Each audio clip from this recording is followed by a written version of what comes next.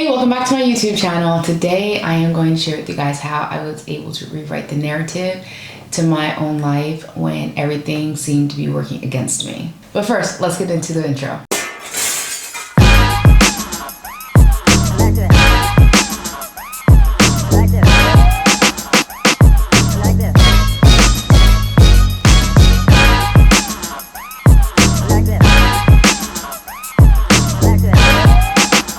Hey, so if this is your first time here, I'm going to reintroduce myself. My name is Heather. I am a disabled veteran. I'm a single mom, and I'm currently living abroad in Portugal.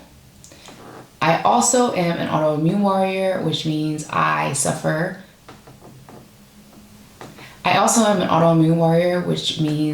am battling several autoimmune issues currently right now.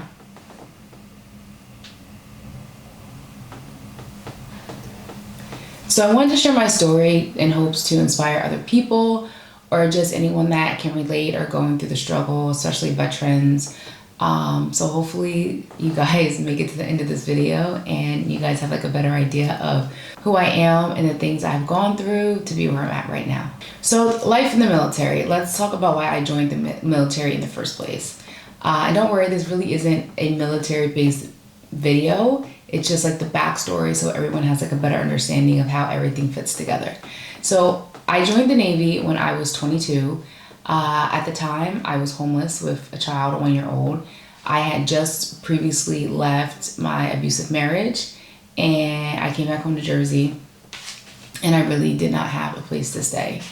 I ended up staying with my sister, but she had a roommate, so I would share his room. So when he worked at nighttime, me and Mackenzie, used his room, slept in his bed. And then when he came home in the morning, that's when we had to get up and start our day. So ideally that was not going to work long term. It was just something that was short term where I had to try and figure things out. I was able to work, but Mackenzie was really sick as a baby. She had so many internal problems and we were going back and forth to Children's Hospital of Philadelphia. And I just really needed something where I knew that I was going to get a paycheck on the 1st and the 15th. So I joined the military because my husband at the time, was in the Navy, and I knew that on the 1st and the 15th he got a check. We had health insurance and it was a steady income. So I joined the Navy. So a lot of people are really interested in what I did in the Navy, and I feel like it's always a highlight point. I actually was an aviation ordnanceman, which means I built bombs, I did missile testing, built rockets, anything that surrounds ordnance, that was my job. And I ended up being able to become an instructor to teach other kids, the kids in boot camp, that are coming from boot camp, how to do their job as well, which is including bomb building. So I had been stationed in Norfolk, Virginia, Pensacola, Florida, and also Yokosuka, Japan. So right around the time my first deployment came, we had to get vaccinations. In boot camp, we got a ton of vaccinations.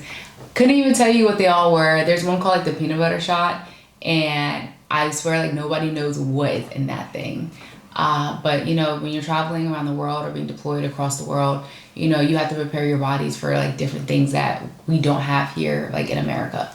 So one of the vaccinations I did get was the anthrax vaccination. Now don't ask me why we got that vaccination. I remember living in Jersey, and I don't think if you're from the States or from Jersey or New York or any other tri-state areas, you remember we had an anthrax scare back, I think in 2004, 2005, somewhere around the early 2000s. And someone had sent anthrax to the mail to DC. They sent it to one of the places in Hamilton, New Jersey. Side note, I used to work at that facility when I worked at the post office, but this was after the anthrax scare. So we did get that particular vaccination. So what's important about this vaccination is that you have to get boosters for it. So right around the time after I got it, I started to not feel good and show symptoms. So prior to joining the Navy, I was this healthy kid, young adult. I never had any health issues. It was rare that I got sick. I was a super healthy person. And then when I took the anthrax vaccination, my health started to decline. At first, I just thought it was, me being on a ship. It's dusty, it's dirty, things were happening. My eyes were always red. I started getting rashes on my face, and I had gone to medical, several times. And they're just like, oh, nothing's wrong with you. Here, take Motrin. Oh, you just have dry eye. Like, that's what they said. And if, you're in the military, medical, like, there are some doctors there, but the people that, like, triage you or just, like, look at you, they're not really doctors. I feel like maybe they're, like, nurses assistants, or maybe they don't really hold that degree to know, like, okay, this is what this is and this is what that is, So it was kind of, like, overlooked. So when I got back from deployment, I was still having all these issues. And I decided, hey, I want to get this eye surgery done because, I used to wear glasses. And, I went through the process. So there's two options, PRK or LASIK. And I was a qualified person to get PRK. Both are similar, but they're two different procedures. So I did all the testing, passed with flying colors. And as soon as I got that surgery done, granted, I still have good eyesight now. This is 13 years later, or 12 years later. My symptoms were, like, getting worse and worse and worse. Like, my eyes were extremely bloodshot red. People always ask me, am I, like, sleepy? Am I tired? Am I crying? Am I high? I used to always have eye drops, Mr. Red Eyes eye drops all the time. And I used to keep on myself because I was just, like, tired of people asking me, like, what's wrong with me? What's wrong? And I don't even know what's wrong with me. And, I was going back and forth to Portsmouth Naval Hospital, which is, like, the big hospital in Virginia. And the conclusion was I had chronic pink eye. That's what they said. So, I was not able to deploy because of that at the time, because they were trying to, like, really kind of figure out what's wrong with me. And they did, like, an STD test in my eyeball, which is the worst test I think I've ever gotten before, where they stick, like, this huge Q-tip. I feel like it's kind of like the ones they swab you with when you get, like, your OBGYN.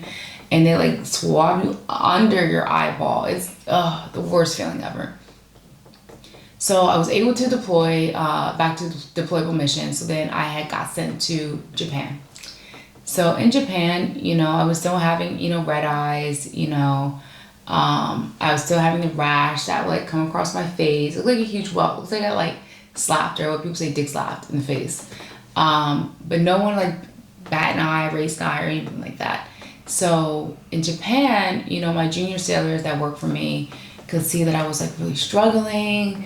I was, like, crying at work because my body was in pain, my hands, my leg, like, every part of my body hurt. And I had stopped going to medical because medical was just like, nothing's wrong with you. Here's some Motrin, take this. Like, they wasn't sending me to a specialist or anything. So on the boat, it's like they want to contain everything right there. And they're not trying to send you off the boat. And then, like, you have to miss work. And it's just like, I feel like it's a scam. Medical's a scam. So one night, I remember this vividly. Me and my friends had went to Harajuku. And there was a Jamaican spot there. And I was like, oh, wow, it's really odd. Japanese people are making Jamaican food. So I went, ate the food. The next day, I noticed that there was, like, a small rash on my leg. And I was like, oh, maybe I'm having an allergic reaction. So I went to the gym that evening. And I'm like, damn, it's really hard for me to really work out, maybe because I've been working out. And I'm just like, I'm feeling, the after effects of it. So I went and got in the shower, and I came out and looked, the rash was spreading. And I was like, okay, whatever. The next morning when I woke up, the rash had spread, like, all over my entire body, and it was, like, making its way up to, my face. All my joints were swollen. I could, like, barely move. And if I could find the picture, I'll post it in here. And so the ship, in Yokosuka, they, like, medical, they did, like, I went to medical, and they were just like, yeah, we don't know what's wrong with you. They had, like, the infrared light. They looked like for fungus. They were checking for all, like, random things. They were like, okay, we're just going to send you to the hospital. So I went to the hospital in Yokosuka, and I remember that there was a Japanese doctor. He was, like, asking me all this stuff. He was like, do you have dry eyes? Do you have dry throat? Do you get rashes on your face? He was naming all these things I had previously, said to my medical on the boats, 2 different boats to be exact. And I was like, yeah, I do have all these things, but why do you ask? And he's like, well, I think you have autoimmune issues. And I'm just like, autoimmune issues? He's like, yes. He said, let's run some more panels, and we're going to find out what exactly is going on with you. So we ran the panels or whatever, and it came back positive for lupus, Sjogren's syndrome, and I had the antibodies for the antiphospholipid syndrome, which is on like the lower end, but it's still there. So he's like, okay, we're going to send you to another specialist to get the final, like, yes, for sure you have Sjogren's syndrome. So I did go to another specialist, and what they did, they had to cut open your lip, and they take the glands out. If you ever like lick the inside of your lip like this, and you feel like the bumpy things that are in there, like those are your glands, and they cut you open, they take out the glands, they seal you back up, and then, you know, for me, they sent the testing all the way to San Diego back in the States. So in between like these two appointments, I'm looking up, okay, I've heard of lupus, but I don't really know much about it. I know that my now ex-husband's mom has lupus. But I never really knew. I never heard of Sjogren's syndrome ever, and I never heard of antiphospholipid syndrome, also known as APS. So I'm like, oh my God, APS, like I'm not going to be able to have more kids because it's like a high rate of miscarriages, blood clots, heart problems. And I was like really scared. And then lupus, you know, it affects like your entire body. And the Sjogren's syndrome, it affects your eyes, you know, your throat, anything like your moisture glands. So that's why like I was having severe dry eyes. And I also should not have been a candidate for PRK surgery. Like I automatically should have been disqualified for it. And then the rashes I was saying that were like going across my face, known as like the butterfly rash, is like another sign of like lupus. So I was really scared, and I didn't, you know, I really didn't share with anyone. Of course, I told my chain of command, and I remember going into the office, the DIVO office as we call it, and I was just like, hey, I just got back from the hospital. And they said that I have autoimmune, you know, several autoimmune diseases. And I remember my chief at the time, my senior chief, was like, oh, so you have AIDS? And I'm just like, no, I didn't say I have AIDS. I said I have autoimmune diseases, you know. So I guess like autoimmune disease and then AIDS, like, I don't know what he thought, but I was highly offended that he would think that. So moving forward, you know, I was able to get medication and everything. So I have been like suffering for, this is a 4-year gap right now, by the way, from 2010 to 2014, 4-year gap, misdiagnosed, and not having any type of pain medication to control, like nothing at all. So they're like, well, we can start you here, but we want you to extend a whole year. And I was just like, as much as I love Japan, there's no way I'm staying here another year. I already had to leave my daughter behind because my ex-husband had put both our names on the child abduction and kidnapping list, so she could not leave the country. And you guys want me to stay another year? And I was just like, no, I will go do my therapy in Pensacola, where I just got orders to, and then go from there. Around this point in time, you know, I was still like 5 years in, you know, going my 5th year in the Navy, and, you know, the depression was like hitting harder and harder. You know, I was already like sad and depressed because I knew something was wrong with me, but the doctors were like, nothing's wrong with you. And then in Japan, you know, I was suffering, I was crying, you know, I was going through so many things, and nobody could tell me what's wrong with me. And then, you know, imagine like being in so much pain where it's hard to walk, it's hard to work, it's hard to sit for, you know, 5 or 10 minutes. And literally it was affecting my mental health. So during this time, you know, the last 6 months or so, 12 months in Japan, you know, I was taking pain medicine, I was taking tramadol, and that was like my first introduction to this particular pain medicine. And at the time, I didn't know that it was like the start of me being codependent or being like an addiction to tramadol. So I originally was supposed to take 1 or 2 tramadol a day. And because, you know, my body liked how it made me feel, like it was a high, but the high wasn't just like, oh, that's it. It just helped my body relieve from the pain, you know, I was experiencing every day. And even though it was like a short amount of time, like if I could just have those moments, that would decrease so much stress in my life. So now I am at the point where I'm leaving Japan. I'm going back to Pensacola, Florida, which was my last duty station. And I started to get like therapy. I was doing aquatic therapy. twice a week. I was like really trying to, really take care of myself. But at the same time, because work was so demanding and I still was like sick, my health and my mental health was declining more because my coworkers, and my upper chain of command, they saw me as, oh, you don't look sick, you look fine. I mean, even people that watch all my videos would be like, oh, you don't look sick at all, which is a common thing people say to people that have autoimmune issues. So I was really stressed at work because you have to like have a retention quota and your kids have to pass the test. I was stressed because my chain of command wanted so much of me that I was not able to give because I was sick. It was getting to the point where I was falling asleep driving. I even went to behavioral health, like for mental health, to talk about like my issues and my depression, and they ended up like prescribing me Ambien, which I feel like is by far the worst because I wasn't sleeping, and then like the depression, and Ambien had me doing some crazy stuff. Like I was literally like going online shopping. Don't remember. I would go in the kitchen and start cooking and eat food. I would not remember anything. One night I thought my daughter went missing, but I had previously had a conversation with my next door neighbor about the girls having a sleepover, and I don't remember anything. Like most important, what was really crazy was there was like a group I was in, and this was like 7, 8, 9 years ago maybe. And I would be posting like X-rated stuff on myself in these groups, and like I would not know anything at all. Like I just did not remember anything. So I went back. I was like, I can't do this. I'm thinking my daughter went missing. I'm cooking. I'm ordering stuff, and I just like don't remember anything. So then the doctor was just like, oh yeah, we've had reports of some military members doing crazy things while taking Ambien. I'm just like, so if you guys know that, like, why would you prescribe that to somebody?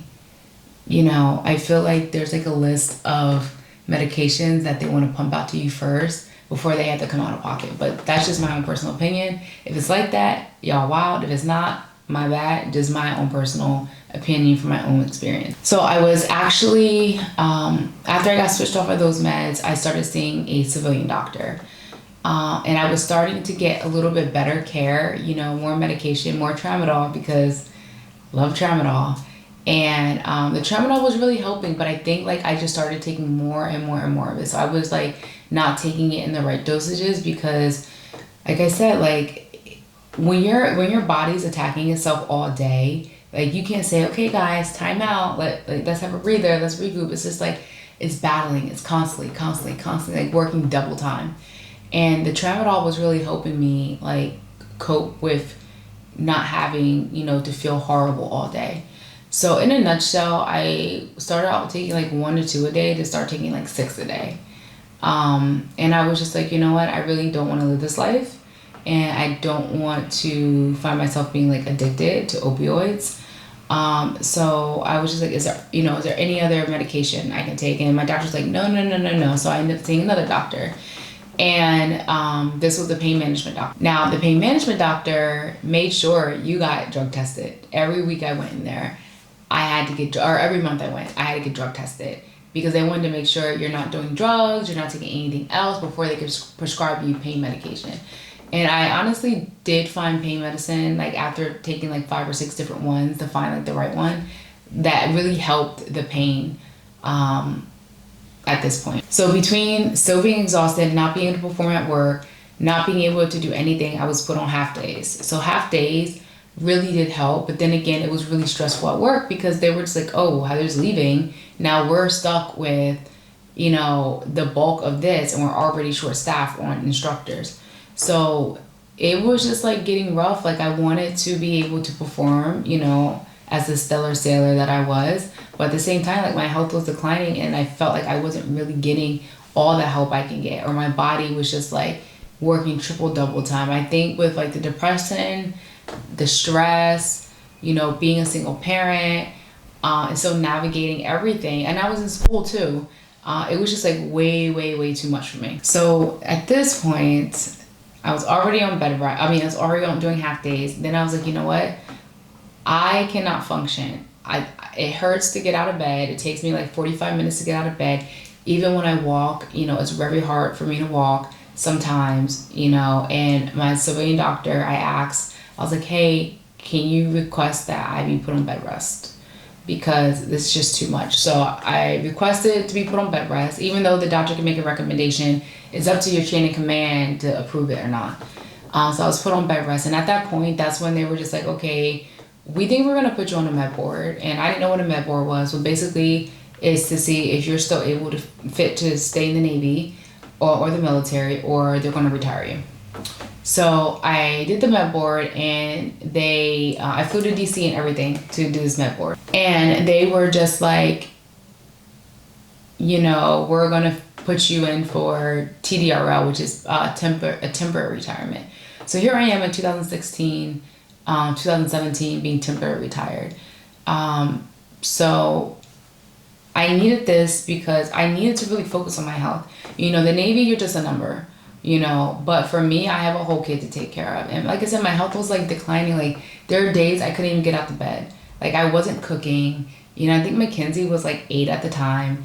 Granted, like she can cook for herself, but I just was not, able to take care of me, let alone take care of my daughter. Another thing that like really was stressful was, or causing a lot of stress, is like the doctors really weren't listening sometimes, because like I said, sometimes you can't understand things that you don't see. Even when someone's explaining it, it's kind of like, are they really explaining the truth, or are they just saying it?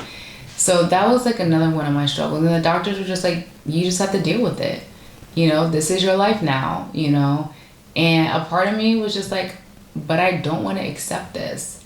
I didn't really, I have friends, but I feel like some of my friends were not really as understanding, that when I would make plans with them and then I would cancel, so then I would like end up not being invited anymore out, because I was known as like the flaker. But it was because like I honestly did not feel good at all. So some of the therapy that I was seeking was, aquatic therapy. I did sleep group therapy, which kind of helped, but didn't help at all, because although like I was not sleeping, it wasn't because like I couldn't sleep. It was because I was in so much pain. The pain was not allowing me to sleep at all. And then I started doing cognitive therapy. So cognitive therapy is like you really like retrain your brain to think about the positives in a nutshell. So fast forward to 2018, Mackenzie and I decided to travel. I was just like, I'm going to live my life. Mackenzie was finally able to get a passport. And I noticed that when I traveled, my stress was gone, my health seemed a little bit better, and I felt better. So I'm just like, that's odd, So then we were traveling more. We ended up backpacking through Asia, Southeast Asia, for 3 months, and granted, I still had like swollen legs, I still had like flare-ups and everything. I was like, I think I like this, I'm feeling different. I still have like felt exhausted, but it wasn't to the intensity, and my mental health just seemed way better. So we were like, okay, cool. I need to get out the US. I think that's what it is. I think it's the US, it's everything like mixed in between, and I need to figure out if this is like a temporary high or could this be long lasting. So in 2020, we were just a backpack through Europe because we're, thinking about somewhere to stay. Initially, we had planned to move to Japan. That was the initial plan. But we just wanted to check out some more places. But at that time, that's when the pandemic hit, and it changed everything. So we had ended up in Mexico, since Mexico was the only place that was open and taking visitors. And we really enjoyed Mexico. And I was just like, you know what? I know some people in another area of Mexico, in the Yucatan. I was like, let me just, come back, sell my house, and move. So that's what we did. I came back. We spent a month in Playa del Carmen. And I came back 3 months later, sold my house, moved to Merida in the Yucatan. And my life did a 360. Now, when I say like a 360, it's like Heather in the States was this person that was always tired, always sick, always sad, always depressed, always felt like this can't be my life, but this is my life. But when I moved abroad, I was thinking about the positives, thinking about like how much joy this lifestyle brought me, how much joy I saw in my daughter's eyes, how much my mental health had gone up I wasn't in this dark hole anymore. I was above the dark hole and I was elevating myself.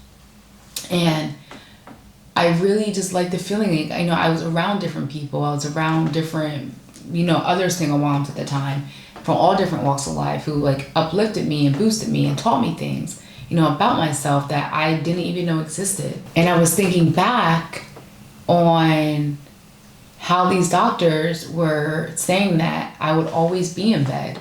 I will always have this illness where I won't be able to do the things that I love at all. And I think about all the support groups that I went to, and how although like we all have different symptoms, we have similar illnesses, but it just seemed like it was a place where you go to complain and not really uplift each other. I know that sounds really weird, but I just think that's probably why I stopped going to them. They were nice people, but I think that they were accepting of their current situation. They were accepting of the narrative that was being placed before them. And I just knew like that wasn't me. I knew that there was something more. I knew there was a reason why, I was going through all of this. Maybe it was, the bigger fish in the room, elephant in the room was, yes, you will be sick. However, this does not define you. You have to go out in the world and find where you're meant to be and do the things that you were meant to do. When I started to feel better, like mental health, everything, not having as many bad days. Now, don't get me wrong. I do have bad days. Even like I noticed one of my friends I was out with one day and like we were walking. We had just sat down to eat and we ate and then we had to go somewhere else. And she was like, girl, why are you walking so slow? And I'm just like, oh, my feet hurt so bad. It's not like, it's like the bone hurts. And I was just like, just let me walk a little bit slower and I will get across the street. So it's just one of those things where just because something in life is going bad doesn't mean there can't be a turnaround at all. So moving to Lisbon, I tell people all the time that this Heather that has evolved, blossomed from this like caterpillar state is not the same Heather that was stateside. A lot of people tell me like on my Instagram when I post stuff or when I share some things on Facebook, you generally look happy. And generally I am happy. I'm happy, I feel happy, I look happy. My mental health has, increased to a better mindset. And I don't really know how to explain it. I just know that the narrative that was written for me, by society and the doctor saying, this is your life, accept it. I knew I was not accepting it at all. So I chose to manifest this life that I knew was meant for me. So I chose to manifest and really do things that I really did enjoy. I knew traveling was one of them. I just saw the difference. So I manifested a life of traveling. I chose to stop focusing on the why me, why Heather, why did Heather have to be sick? Why does Heather have major depression? I stopped thinking that way. I had to make these changes in my life to be where I am today. I never would have thought in a million years, I would be sick. I would have these autoimmune issues. Don't get me wrong, I still do have bad days. And there's days that I just stay in bed all day because I'm like really tired and just do not feel good. And most important, like I know that my autoimmune issues don't dictate my life. And if you stayed this long and wondering why I mentioned the anthrax vaccination, is because anthrax vaccination is connected to or linked to causing autoimmune issues. There was an article, which I'll probably link in the description, a few years back that covered, women in the military that suffer now from autoimmune issues. I believe like one girl had passed away, several are still like battling, these autoimmune issues. And it's just crazy, But if you made it this far, I truly thank you for watching. I know this video was like kind of long and I hope to catch you guys in the next one. So if you guys have any questions, definitely drop them in the comment section. And don't forget, you can definitely rewrite the narrative to your life. Don't let society dictate anything to you. Don't let other people, doctors, or anything. If you know your life is meant to be something more, go after that and follow it. So I'll see you guys later. Bye.